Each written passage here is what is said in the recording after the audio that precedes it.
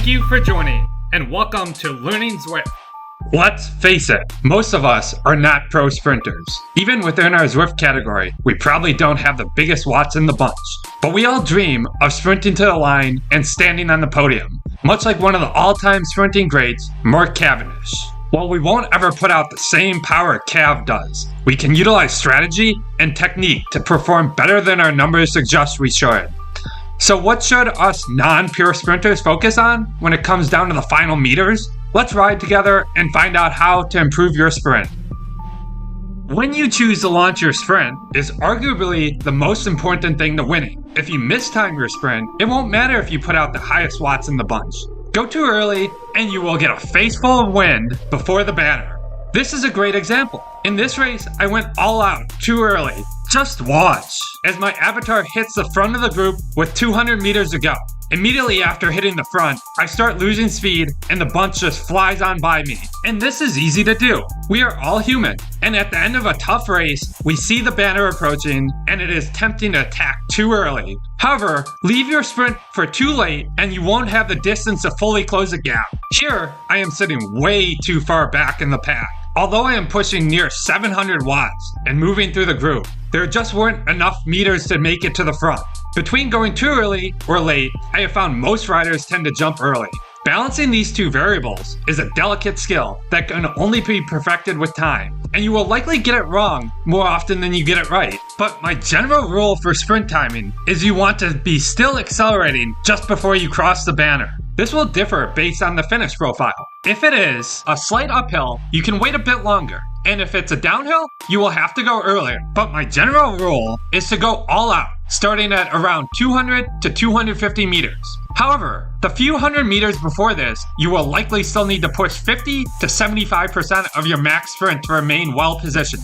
This is a happy medium that allows me to hit the front right before the finish banner. Practice getting the timing right, but also keep in mind, once you decide to go all out, commit to it. As sprints are often decided by a photo finish, there is little time to second guess your decision. As you may have found, sprinting in Zwift can be quite a bit different than outdoors. The bike is fixed and doesn't rock back and forth. There can be a lag in Zwift registering your power, and the biggest one, there is no aero penalty to being out of your saddle with poor form. Just look at one of the greats, Mark Cavendish. He tends to sprint from the drops in a low and aero position. While in Zwift, being higher off the ground isn't necessarily a penalty, but one proper form item is still very important, and that is sprinting from your drops. While you won't get an aero benefit in Zwift, it will help you with another key lesson from Cav. He emphasizes bringing your bike to your feet instead of your feet to your bike. This simply means that having your hands on the drops allows you to counterbalance the force you are putting out. It allows you to use your core and have opposing force bringing the bike back towards your chest.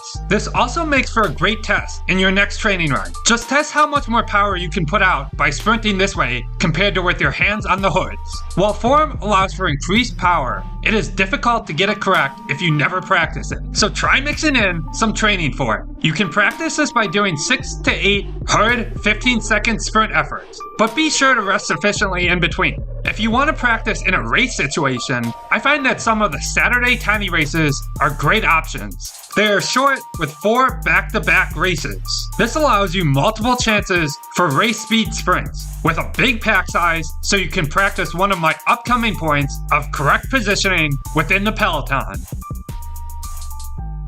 Gearing choice is probably the point with the most difference in opinion, as some riders are capable of spinning at a faster cadence than others.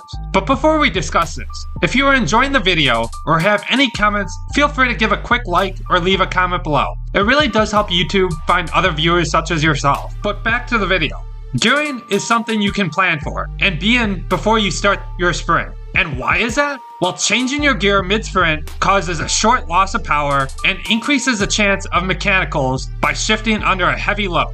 If the course profile allows for it, you should try to start and end the sprint in the same gear. Typically, right around 800 meters, I shift up one gear and get out of my saddle in preparation. I target sitting on a wheel with a lower cadence, maybe around 70 or so. And this is something you would never do outdoors, as it would make your aerodynamics worse, but in Zwift, we don't have to worry about that. So I figure it's just one less step once you open your sprint. Once I see the 250 meters approaching, I ramp up my cadence. Then, at 200 to 250 meters, I go all out. I target kicking hard and get to a high spin rate or cadence. For me, I usually only get to about 110 RPM or so, but the top sprinters in the world can push the optimal rate near 120 to 130 plus RPM. The quote I love is spinning equals winning. However, I mentioned selecting the right gear before the sprint. Going over these RPMs can result in spinning out, where you can't pedal any faster, but you're not putting enough watts out to increase your speed. Once you open your sprint, you must remember the pain will be over shortly. Every pedal stroke through the finish line is critical. Proper gearing will likely take many races to improve, but mastering remaining in the same gear and having a higher spin rate will improve your results.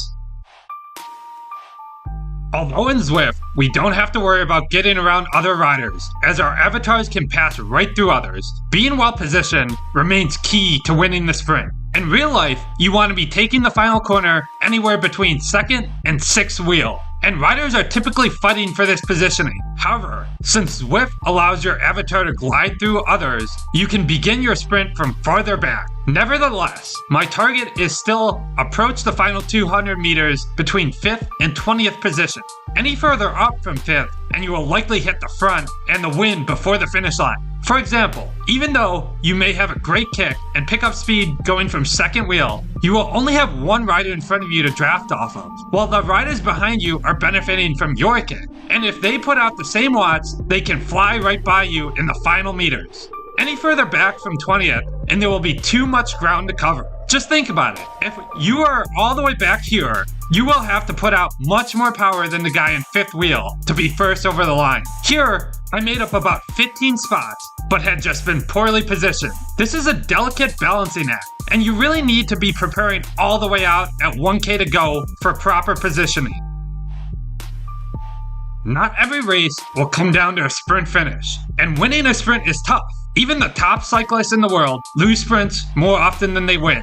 So why wouldn't you want to get every advantage you can for your one shot of the day? This is why it's critical to understand the final 200 meters and in reality, the final kilometer. Depending on the profile, you will be required to have a different gearing selection or timing to your sprint. For the common Zwift course, I always try and look at a video of the final 200 meters. Maybe there is a slight downhill that you can use as a launching point and pick up speed. Maybe the finish ends slightly uphill and you will need a lower gear and later kick. Only properly reviewing the finish line will allow you to do this. After all, you don't want to be the one saying, I would have done better, but I didn't know where the finish line was. This has happened to me even, and is especially important if you are doing races with custom finishes. I had done one with the banner on the downhill right past the Volcano KOM banner. I mistakenly thought it was further out.